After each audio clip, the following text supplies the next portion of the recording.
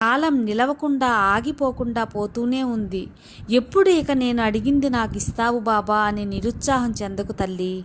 నీ జీవితంలో శోధనలు రావచ్చు, అంటే ఇప్పుడు నువ్వున్న కష్టాలమైన స్థితి నువ్వు సంధించాల్సి వస్తుంది.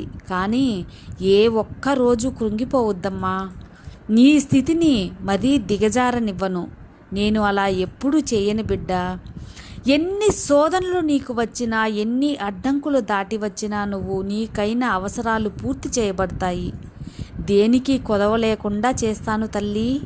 ఇదే కదా నువ్వు నా దగ్గర అడిగావు, ఇదే కదా నా దగ్గర ప్రార్థన పెట్టాలనుకున్నావు. ఒక్కటి గుర్తుంచుకోమ్మా, నా బిడ్డలకు ఎలాంటి కట్టుబాట్లు పెట్టను.